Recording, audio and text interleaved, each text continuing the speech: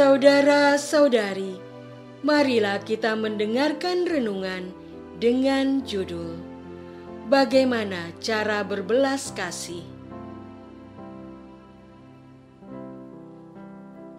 yang berdasarkan pada Injil Matius bab 15 ayat 32. Lalu Yesus memanggil murid-muridnya dan berkata, "Hatiku tergerak oleh belas kasihan kepada orang banyak itu. Sudah 3 hari mereka mengikuti aku, dan mereka tidak mempunyai makanan. Aku tidak mau menyuruh mereka pulang dengan lapar, nanti mereka pingsan di jalan." Dalam nama Bapa dan Putra dan Roh Kudus. Amin. Saudara-saudari terkasih dalam nama Tuhan Yesus Kristus. Setelah meninggalkan daerah itu, Yesus menyusur pantai Danau Galilea dan naik ke atas bukit, lalu duduk di situ. Kemudian orang banyak berbondong-bondong datang kepadanya, membawa orang lumpuh, orang timpang, orang buta, orang bisu, dan banyak lagi yang lain. Lalu meletakkan mereka pada kaki Yesus, dan Ia menyembuhkan mereka semuanya. Apa yang mendorong Yesus untuk terbuka menerima orang banyak yang datang untuk meminta pertolongan? Adakah Yesus berpusat pada misi hidupnya yang datang ke dunia untuk menyembuhkan orang sakit? Apa yang membuat Yesus mau memenuhi tuntutan kebutuhan mereka dengan ringan? Adakah cinta kasih Yesus kepada Allah Bapa dan sesama manusia memberinya kekuatan untuk leluasa menanggung itu semua? Adakah kekuatan itu pun merupakan kuasa Roh Kudus yang berasal dari Allah Bapa?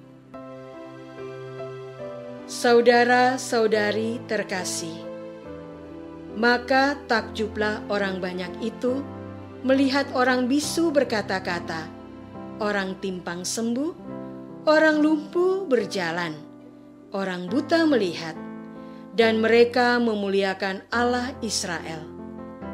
Lalu Yesus memanggil murid-muridnya dan berkata, "Hatiku tergerak oleh belas kasihan kepada orang banyak itu. Sudah 3 hari mereka mengikuti aku, dan mereka tidak mempunyai makanan. Aku tidak mau menyuruh mereka pulang dengan lapar, nanti mereka pingsan di jalan." Tindakan Yesus yang memberi ternyata tidak membuatnya berkekurangan. Seperti air sungai yang mengalir, demikian juga cinta kasih terus mengalir di hatinya, yang menggerakkan ia untuk terus lanjut berbagi lebih banyak kepada mereka. Bukan hanya kesembuhan yang ia berikan, melainkan juga kebutuhan jasmani para kerabat yang mengantarkan orang sakit tersebut turut ia perhatikan. Yesus tidak berusaha sendiri untuk memenuhinya. Ia melibatkan para murid dengan memanggil mereka dan menyampaikan pandangannya. Saudara-saudari terkasih, kata murid-murid kepadanya, "Bagaimana di tempat sunyi ini kita mendapat roti untuk mengenyangkan orang banyak yang begitu besar jumlahnya?"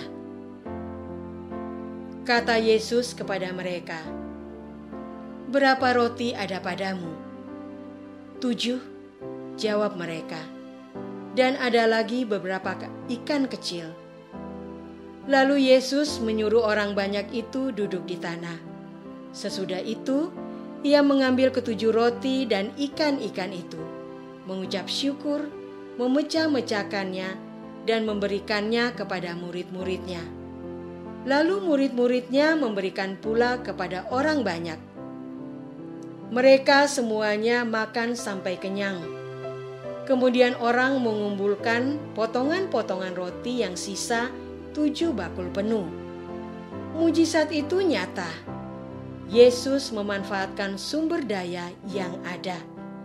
Meski jumlahnya tidak cukup atau bahkan terlalu sedikit menurut akal manusia, namun Yesus mengucap syukur atasnya dan membagi-bagikannya untuk semua. Tidak ada rasa ragu dan takut kekurangan, karena Yesus percaya penuh Allah Bapa yang akan menyelenggarakannya. Saudara-saudari terkasih, bagaimanakah cara untuk berbelas kasih? Melalui perbuatan Tuhan Yesus dalam firman hari ini, kita belajar untuk berpusat pada misi hidup, fokus melakukan aktivitas mencintai, melibatkan orang-orang dan sumber daya yang ada di sekitar, mensyukurinya, dan berserah diri ke dalam penyelenggaraan Allah. Bagaimana mempraktekkan teladan Yesus tersebut dalam kehidupan kita sehari-hari? Apa misi hidup kita? Adakah itu belajar cinta kasih? Bagaimanakah fokus melakukan aktivitas mencintai? Adakah itu berempati, menempatkan diri di posisi orang lain, menentukan seperti apa diri ingin diperlakukan pada posisi tersebut, lalu langsung menindaklanjutinya? Perhatikanlah siapa saja dan sumber daya yang ada di lingkungan dekat sekitar. Ucapkanlah puji syukur dan berdayakanlah untuk melakukan aksi cinta tadi. Rencanakan, lakukan, dan evaluasilah setiap hari. Bukankah latihan akan membuat kita semakin terampil melakukannya? Namun, jangan hanya mengandalkan kekuatan manusia. Kita tidak akan kuat. Kita perlu berserah diri ke dalam penyelenggaraan Allah. Mulai dari jeda diam antar aktivitas, merasakan keberadaan pada masa sekarang, dan berserah kepada Tuhan. Maukah saya belajar mencintai hari ini? Marilah kita berdoa. Tuhan Yesus, terima kasih atas teladan hidup-Mu yang berbelas kasih. Berilah kami rahmat untuk belajar mencintai pada hari ini.